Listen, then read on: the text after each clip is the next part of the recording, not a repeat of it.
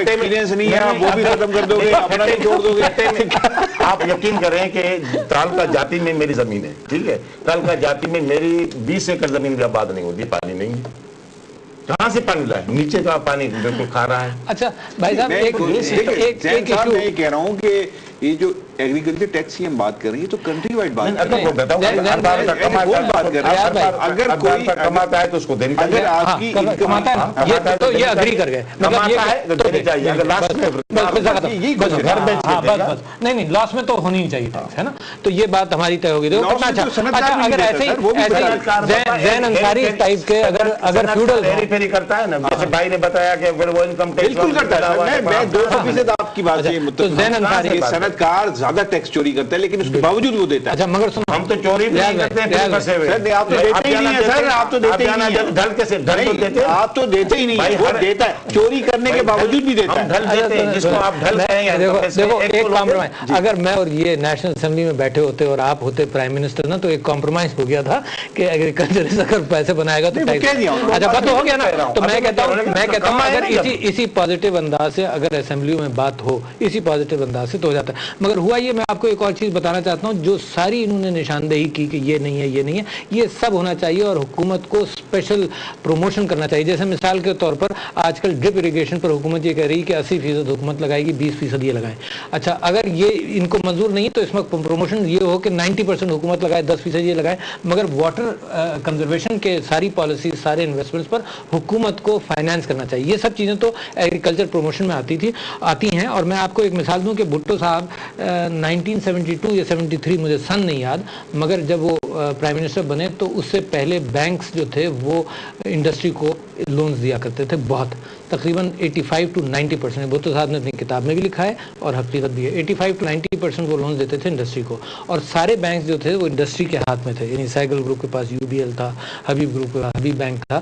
اور بھٹو صاحب نے نیشنلائز کیا ود دی انٹینشن, ایک تو لیفٹ کی فضا چل رہی تھی, اور ود دی انٹینشن کہ یہ انڈسٹری کے علاوہ ایگریکلچر کو بھی پروموٹ کریں. تو ایک نوٹیفیکیشن نکلا پرائم منسٹر صاحب سے 1972 یا 73 میں کہ 80% لونز یا 70% لونز, مجھے ایگزیکٹ فگر یاد نہیں, اب ایگریکلچر سیکٹر کو دیں گے, فارمرز کو دیں گے اور زمیندار کو دیں گے. اچھا اس کا نتیجہ یہ ہوا کہ ایگریکلچر سیکٹر میں پہلی مرتبہ بینکس کے لونز جانے لگے. اس سے فائدہ ہوا اور نقصان ہوا. فائدہ یہ ہوا کہ جو ایگریکلچرسٹ اس کو یوز کرنا چاہتا تھا اس نے یوز کیا, اور جو ایگریکلچرسٹ اس کو قرضہ بینک سے لے کر اس کو یہ اندازہ ہو گیا کہ ہم MNA اور MPM معاف کرا سکتے ہیں, تو انہوں نے معاف کیا. اور ایسی بہت ساری روداد آج تک چل رہی ہیں. مگر ایک طریقہ بھٹو صاحب کا جینوئن تھا کہ ایگریکلچر انڈسٹری کو پروموٹ کرنے کے لیے انہوں نے کہا کہ ان کو لونز ملنے چاہیے اور کم ریٹ پر ملنا چاہیے, یہ تو انٹرسٹ فری ہو جو کچھ بھی ہو, کیونکہ انڈسٹری ہماری بیس ہے. پاکستان کی بیس جو ہے وہ ایگریکلچر ہماری بیس ہے, انڈسٹری نہیں ہے. اچھا اور ہمارا میجر ریونیو سورس ایگریکلچر ہے. اچھا یہ تو بات ہو رہی تھی ریونیو سورسز کی. اب خرچے کی بات آتی ہے, کیونکہ بجٹ کے اندر دونوں چیزیں ہوں گی نا, آیا اور خرچ ہوا. اچھا خرچے کے اعتبار سے جو بھائی نے بات شروع کی وہ بہت اہم ہے. انہوں نے یہ بات کی کہ NFC ایوارڈ موجود ہے. NFC ایوارڈ ایک سٹینڈرڈ پروسیجر سے لگ رہا ہے جس کے اوپر چھوٹے صوبے مسلسل یہ بات کہہ رہے ہیں. اور وہ NFC ایوارڈ کا فارمولا کیا ہے کہ پاپولیشن کی بنیاد پر لگے گا. اگر پنجاب کی 62% پاپولیشن ہے تو 62% ریونیو ادھر جائے گا. اس پر آبجیکشن ہے. ہاں اس پر یہ نا. اچھا یہی میں کہہ رہا ہوں. اچھا انڈیا جو ہے وہ اس کے 10 وہ ہیں ویٹیجز کہ NFC ایوارڈ کیسے ہوگا. پاکستان کا کوئی ویٹیج نہیں ہے, صرف پاپولیشن ہے. تو ہمارا اور ان کا سب کا کہنا یہ ہے کہ NFC award on the basis of کہ یہاں پر قحط ہے, آن دا بیسس آف کہ یہاں پر انڈسٹری کا کیا حال ہے, on the basis of poverty, on the basis of education, on the basis of infrastructure. یعنی بلوچستان کے اوپر اگر آپ پاپولیشن کے حساب سے دیتے ہیں تو اتنا بڑا صوبہ ہے, وہاں تو کچھ بھی نہیں ہو سکے گا. تو ہم یہ ڈیمانڈ کر رہے ہیں حکومت سے, اور ان کی بھی ڈیمانڈ یہی ہے, جو میں نے ان کا منشور وغیرہ پڑھا ہے, ان کی بھی ڈیمانڈ یہی ہے کہ NFC ایوارڈ کے ویٹیجز کو ڈفرینٹ کیا جائے جیسے انڈیا نے کیا ہے نا. تو صرف پاپولیشن پر تو ہمارا ایکسپلوئٹیشن ہوتا رہے گا. اوکے تھوڑی سی ہم بجٹ کے حوالے سے بات کر لیں نا, کہ ہم چاہتے ہیں کہ اس پروگرام میں ہم اس جو اپ کمنگ بجٹ ہے اس تعلق سے ایسی کو بات کریں کہ جو میسیج ہو جائے حکومت کے لیے, اور کوئی اگر لوگوں کی اس میں بہتری کا کوئی پہلو نکلا ہے تو بہت اچھی بات ہے. ناظرین ایک چھوٹے سے بریک کے بعد ہم دوبارہ آتے ہیں اور پھر اس پہ مزید بات کریں گے. میں ایک دفعہ پھر پروگرام میں آپ سب کا خیر مقدم کرتا ہوں. زین انصاری صاحب, ایک ایسا بجٹ کہ جس سے براہ راست عوام کو فائدہ ہو, کیسے بنایا جا سکتا ہے, کیسے ممکن ہے ان حالات میں کہ جب دہشت گردی کا سلسلہ جاری ہے, دفاعی بجٹ اور اس طرح کا بجٹ میں بھی یقیناً اضافہ کیا جاتا ہے, اور مجموعی طور پر جو بجٹ آپ بناتے ہیں وہ ڈسٹرب ہو جاتا ہے, وہ تباہ ہو جاتا ہے کہ اگر حادثات اور واقعات اس طرح کے بڑھتے چلے جاتے ہیں. کیسے ممکن؟ ایسا مسئلہ یہ ہے کہ جب آپ اس طرح سے رکھو گے بجٹ, اس طرح سے مانگو گے, تو یہ ہاتھ جو اس مانگنے والا ہاتھ ہے نا وہ کچھ اہمیت نہیں رکھتا ہے, دینے والا ہاتھ اہمیت رکھتا ہے. ہم نے ہمیشہ مانگ کر کے اس ملک کی بجٹیں بنائی ہیں, تو پھر دہشت گردی بھی سسٹم ہوگا, پھر غربت بھی ہوگی, پھر چیز ہوگی. میں ایک اہم ایشو بتا رہا ہوں. اور اگر ہمارے پاس اللہ تبارک و تعالیٰ نے اس ملک کے بہت سے وسائل دیے ہیں, مثلاً آپ کو عرض میں کر رہا ہوں کہ ہلکا کوئلہ ہے, پتہ نہیں کتنی بلینس ارب بلینس ہے کوئلہ ہے, اگر اس سے بجلی بنائی جائے کتنی آمدنی ہوگی. کافی ہمارا پاکستان کی بجٹ ہمارے سے صرف ہو. اس کے بعد یہ ہمارے یہاں پتھر ہے, تھل میں اتنا پتھر ہے. اس میں رکاوٹیں کیا ہیں وہ بھی ایک بحث ہے نا. اس کی رکاوٹ یہ ہے کہ واپڈا جو بجلی پیدا کر رہے ہیں, واپڈا وہ رکاوٹ ہے کہ یہ کوئلے سے بننے نہیں دیتی ہیں. کئی سی بہت سی اور کمپنیز جو بجلی بنا رہے ہیں وہ نہیں چاہتے ہیں کہ سستی بجلی پاکستان کے اندر بنے اور کوئلے سے بنے. آپ ان پر کنٹرول کریں. آپ کے یہاں اتنا پتھر ہے کہ دنیا میں ایسا پتھر نہیں ہے. وہ آپ کے پاس ہے کتنے ٹنس, ہزاروں اربوں ٹن میں آپ اس کو یوٹیلائز کریں. آپ کے پاس اتنی مٹی ہے, چائنا کے کہتے ہیں اس کو, پتہ نہیں کتنی دنیا میں اس کو بڑا پذیرائی ہے. آپ کے پاس وہ آپ اس کو یوٹیلائز نہیں کرتے.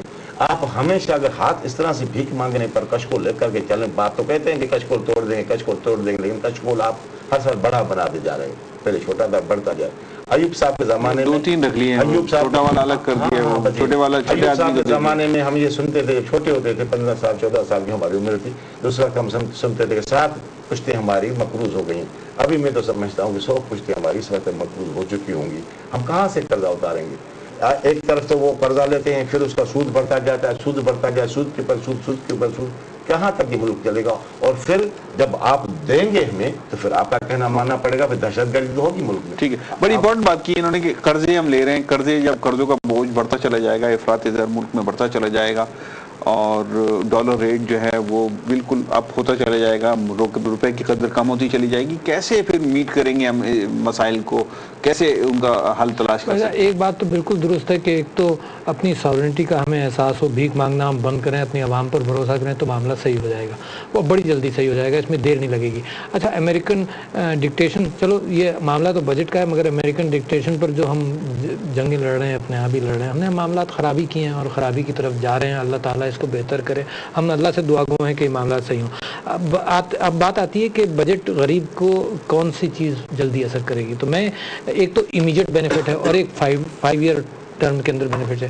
امیجیٹ بجٹ کے اندر بینیفٹ کے اعتبار سے میں آپ سے درخواست ہی کرتا ہوں کہ پیٹرول پرائسز جس انداز سے دنیا میں کم ہوئی ہیں, تو پیٹرول کو سورس آف ریونیو نہیں بنائیں تو غریب کی آمدنی پر فرق ہو جائے گا. لیکن یہ بھی دیکھیں, اس کے اندر بڑی امپورٹنٹ بات یہ بھی ہے کہ پیٹرول پرائسز کے حوالے سے یہ خبریں بھی آ رہی ہیں کہ اب نیکسٹ ایئر میں یہ پھر اچھا جب بڑھے گا تو جائے گا, مگر ایک سال تو میرا گلا کاٹ دیا نا اسی قیمت پر یار, ہے نا, یعنی ایک سال تو کم رہی نا, ایک سال میں میں اسی تعلق سے بات کر رہا ہوں کہ ایک تو آپ نے جب کم ہوئی تو پرائسز کم نہیں دیا, اب جب بڑھ جائیں گی تو پھر آپ مزید بڑھا دیں گے, تو لوگ تو مر گئے نا, لوگ تو لہٰذا petrol prices are an important factor. اچھا, پیٹرول پرائسز پر یہ شو پیس کمی کر دیتے ہیں نا, 2 روپے کم ہو گیا, 1.5 روپیہ کم ہو گیا, کوئی فرق نہیں پڑتا, یہ ہمیں دکھانے کے لیے کم کرتے ہیں. ایک تو اس کو کریں.